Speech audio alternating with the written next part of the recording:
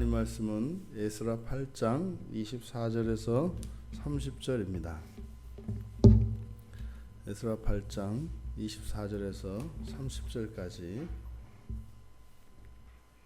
이제 에스라가 레위 사람들을 성전을 섬길 레위 사람들을 채웠습니다. 그리고 나아갈 길에 대하여 안전을 하나님께 금식으로 간구했습니다. 그리고 기도의 응답을 받았습니다. 그것은 하나님께서 함께하여 주시겠다라고 하는 응답이었습니다. 그리고 이제 본격적으로 길 떠난 채빈을 하는데, 첫 번째로 이 챙겼던 물건들에 대해서 열거하고 있는데, 이것은 성전에 드려진, 하나님께 드려진 예물들이었습니다. 그러니까 앞에서 2차 포로기한에 참여하는 자들의 명단이 나왔던 것처럼 지금 여기에 성전에 바쳐진 이 예물들의 목록들을 일일이 열거하는 것은 28절에서 이야기한 바와 같이 내가 그들에게 이르되 너희는 여호와께 거룩한 자요 이 그릇들도 거룩하고, 포로기한에 참여하는, 성전 건축을 위해서 참여하는 사람들뿐만 아니라 이 예물조차도 이제는 하나님께 드려진 것이기 때문에 이것이 거룩한 것이 되었습니다. 그래서 거룩은 하나님께 속한 것을 말한다고 우리는 이미 이야기를 나누었지 않습니까? 그러니까 하나님께 속한 것 자체, 그러니까 하나님의 소유된 것은 사람이든 물건이든 동물이든 식물이든 그 어느 것이든 다 거룩하기 때문에 그것의 소유주 되시는 하나님의 거룩하심으로 인하여 그것은 따로 특별히 거룩하게 다루어져야 합니다. 그것들을 위하여 에스라가 제사장의 우두머리들 중 12명을 따로 세웁니다. 그러니까 이 12명은 제사장 가운데 재정을 담당하는, 하나님께 드려진 예물을 전담하는 특별한 소임을 맡은 제사장들입니다. 그러니까 이 제사장 우두머리 중 12명은 바로 온 무리가 예루살렘에 도착하여 성전에 그 예물들을 갖다 두기까지 이것을 보관하고 그리고 안전하게 운반하는 책임을 맡았습니다. 그래서 이것들이 29절에 보니까 그대로 여호와의 성전 골방에 이를 때까지, 그러니까 지금 드려진 이 예물들의 무게와 그 내용들을 쭉 목록한 것은 마치 예물들의 목록입니다. 그럼 이것을 성전에 도착하여서 성전을 둘러싸고 있는 이 골방에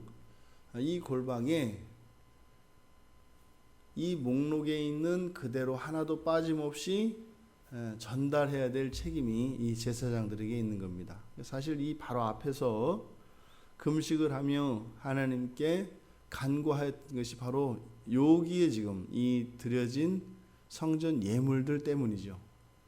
그러니까 실제로 여기에 열거된 이러한 목록들을 따지면 이 금액은 어마어마한 정도가 됩니다.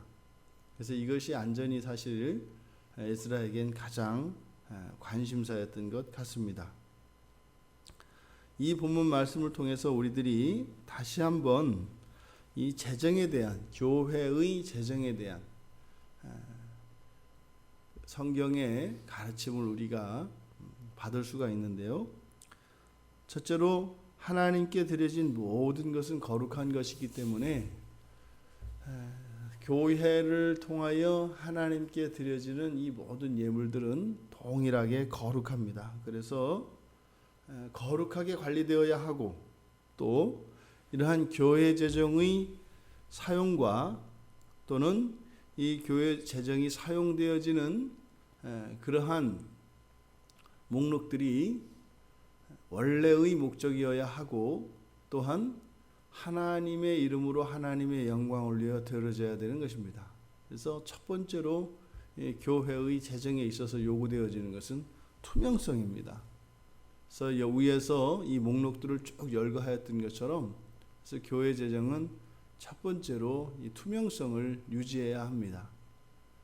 그래서 수입과 지출에 대한 내용 그리고 그것이 사용되어진 세목들에 대한 정확한 근거들이 있어야 되고 그것은 교회 앞에 정확하게 공개되어져야 하는 것입니다.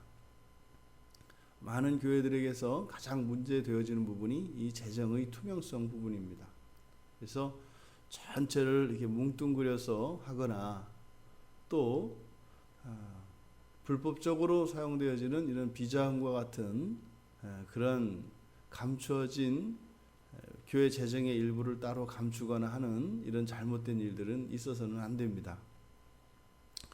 또한 아울러서 이 교회 재정은 순수하게 하나님께 드려진 것으로 사용되어져야 하고 그것만으로 거기에 합당한 예산이 짜여져야 맞습니다.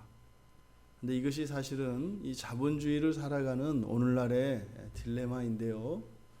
지금 많은 교회들에게 있어서 보여지는 너무나 이렇게 큰 부채들, 지금 실제로 우리나라 지금 금융권에서 이자율이 1%, 2%만 올라도 많은 교회들에게는 큰 어려움이 될 가능성이 많습니다.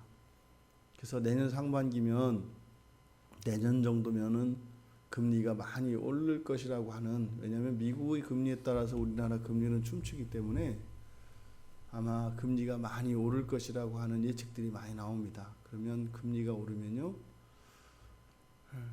아마 무리하게 은행 빚을 얻어서 교회 건축을 하였던 교회들의 많은 수가, 적지 않은 수가 아마 재정적인 큰 어려움을 당할 가능성이 많습니다. 실제로 그런 일이 이미 미국에서도 있었습니다. 그래서 미국의 가장 큰 교회로 유명했던 크리스탈 처치라는 데 있어요. 수정교회. 거기는 이제 정말 이제 큰 교회 만들기에 선두주자였던 교회거든요. 그래서 그 교회가 재작년에 경매에 넘어가서 팔렸죠. 근데 그 교회가 처음에 지어질 때 들어간 비용보다 경매에 들어가서 처분되어졌는데 보니까 그것의 금액도 못 미치는 금액이 나왔습니다. 5천억 정도인가 들었다고 하는데 그것이 이자를 부담하지 못하고 그것이 결국에는 경매에 붙여져서 팔렸는데 4천억인가 4,500억 정도 그렇게 받았다는가 봐요. 그러니까 원래 원금도 회수하지 못하고 또 실제로 거의 10년 이상 수천억에 달하는 그 부채에 대한 이자를 은행에 계속 납부를 했었는데, 그리고 정리를 하고 나서도 보니까 원금도 안 되는 그런 금액을 받아서 그렇게 하고도 교회가 또 수백억의 빚을 져야 되는 그런 상황이었다고 합니다. 그러니까 우리가 이 재정 운용에 있어서 정말 우리들이 이 자본주의 하에서의 교회 재정의 운영이 어떻게 해야 되는 것인가에 대한 지침이 사실은 굉장히 필요한 것 같습니다. 그래서 절대로 은행 빚을 쓰지 않는 것, 이것이 원칙이겠습니다만 정말 이것을 어떠한 지침에 의해서 해야 되는 것인지, 이것은 우리 모두가 고민해 보아야 하는 그런 주제이고 굉장히 중요한 주제입니다. 그래서 실제로 드려진 것을 가지고 그것으로 운영을 하는 것이 그것이 성경적이고 맞습니다. 그리고 쓰여지는 일들조차도 그저 사람의 뜻대로가 아니라 이것은 정말 하나님 아버지 앞에 드려진 것이기 때문에 철저하게 투명하게 운영되어져야 맞습니다.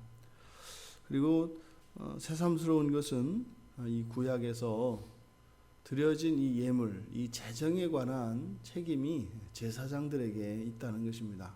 근데 실제로 이것이 신약에 넘어와서는 집사들에게 교회의 재정에 대한 관리권이 넘어가죠.